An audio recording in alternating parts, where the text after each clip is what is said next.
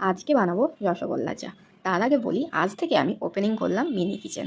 তো তোমরা আমার পাশে থেকেও আমাকে সাপোর্ট করো। আশা করি আমার মিনি কিচেন তোমাদের অনেক ভালো লাগবে। চা বানানোর জন্য একটা ছোট্ট হাঁড়ি বসালাম, হাঁড়িতে পানি দিলাম, পানির সঙ্গে আমি মিল্ক পাউডার দিলাম, অল্প একটু চিনি দিলাম, আর তার সঙ্গে দিলাম চা পাতা।